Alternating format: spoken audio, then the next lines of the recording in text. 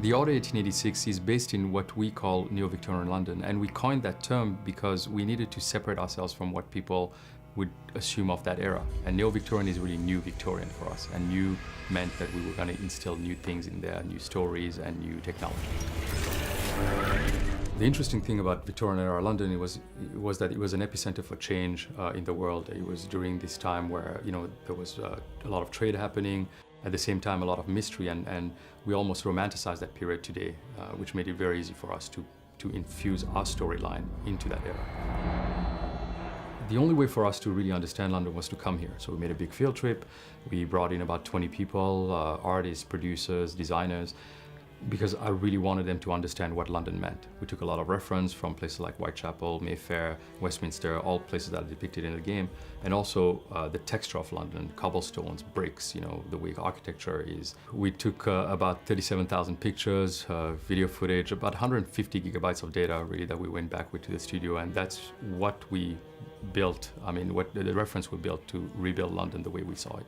While we were on our field trip, there were interesting moments where you expect certain things coming here and sometimes you find something completely different. And I remember, for example, as we're taking footage of the House of Parliament, and I turned around and looked at Westminster Bridge, and in my head I just thought, wow, how cool it would be if we had a battle on that bridge from start to end. Like, if the whole bridge was on fire or there were bombs exploding all over the place, that's something that we translated into the game. We really wanted to replicate the feel and the life of the city as well. It certainly will feel a little more dark and ominous than what people expect, I think, in certain areas. Whitechapel is a great place to describe because it was a downtrodden area, with what they call the sunken class living there. That feel, came from the technology we built for it, how we have this really thick atmosphere everywhere, how lighting works in our game. All of that basically, add to the realism and to be able to sell this world to the player. The way we approached our story, and to also keep it grounded in real life, we tried to echo a lot of things that were true of the time. We didn't want to recreate history, we wanted to twist it. And we always have this litmus test of how we're basically going to do that, and that comes from everybody working on the project.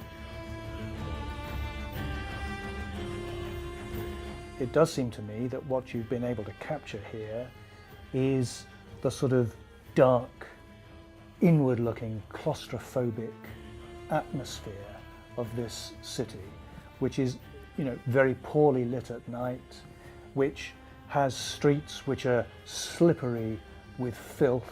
And I think that sense of London's dark grittiness you've captured really well. What we've tried to do in the Order, of course, the way we're representing this uprising is probably a little bit more prominent than what it was at the time. We have a rebellion rising, an actual organized, underworld, basically, taking up arms against the government. But in reality, there was real uprising, there was change, there was a big movement that happened into the 20th century. Yes, which you see in outbreaks of rioting over a variety of issues during the 19th century.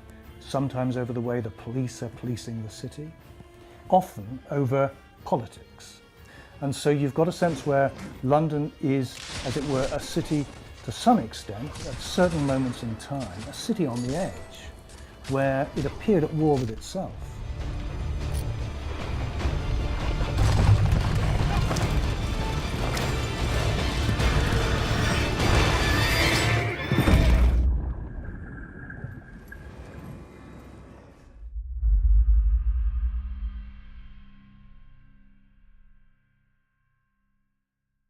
This is for the players.